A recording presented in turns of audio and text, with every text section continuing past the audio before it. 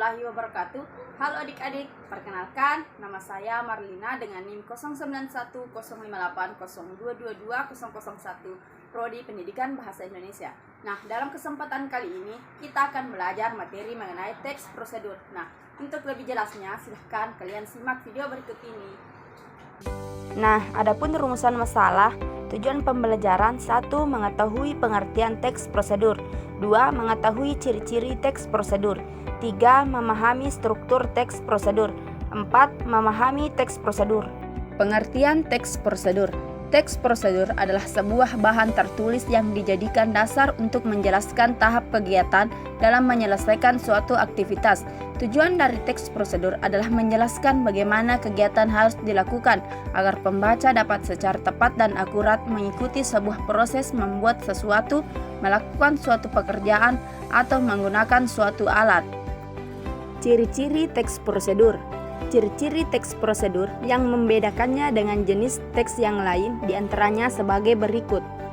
1. Menggunakan pola kalimat perintah atau imperatif yang harus ditaati dalam pelaksanaan teks prosedur. 2. Terdapat panduan langkah-langkah yang harus dilakukan. 3. Menggunakan kata kerja aktif. 4. Menggunakan kata penghubung atau konjungsi untuk mengurutkan kegiatan. 5. Terdapat aturan atau batasan dalam hal bahan atau kegiatan yang dilakukan. 6. Menggunakan kata keterangan untuk menyatakan rincian, waktu, tempat, dan cara yang akurat. 7. Terdapat isi kegiatan yang dilakukan secara urut. Kalau tidak urut disebut tips. Struktur teks prosedur. 1. Tujuan. Bagian ini berisi hal yang ingin dilakukan. Nah, tujuan teks prosedur ini disesuaikan dengan jenis teksnya ya. Bisa untuk menggunakan suatu alat, membuat makanan, minuman, kerajinan, atau melakukan sesuatu. 2. Alat dan bahan. Struktur teks prosedur ini isinya tentu memuat segala alat dan bahan yang diperlukan. Bedanya alat dan bahan itu apa sih? Kalau alat-alat itu berkaitan dengan benda yang gak bakal habis atau berkurang ketika kita pakai. Misalnya alat yang digunakan untuk memasak ada wajan, pisau, talenan, mangkok, dan sebagainya. Sementara itu bahan-bahan merupakan sesuatu yang akan berkurang ataupun habis ketika dipakai. Misalnya bahan yang digunakan untuk membuat roti berarti ada tepung terigu, gula, garam, mentega, telur, dan sebagainya. 3. Langkah-langkah. Bagian langkah-langkah berisi urutan langkah secara rinci dan bertahap. Jadi step by step gitu loh. Hehehe. Hal ini bertujuan untuk membuat suatu kejadian menjadi runtut sehingga tujuan teks prosedur bisa tercapai. 4. Penutup atau simpulan.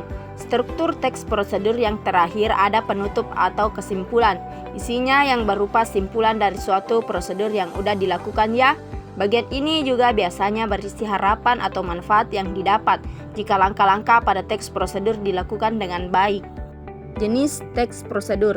Jenis teks prosedur dibagi menjadi beberapa macam yaitu 1. Cara menggunakan atau mengoperasikan sesuatu. Jenis teks prosedur yang satu ini menunjukkan cara atau langkah dalam menggunakan atau mengoperasikan sesuatu. Misalnya cara memainkan biola, cara menggunakan mesin cuci, cara menggunakan cat air, dan lain-lain.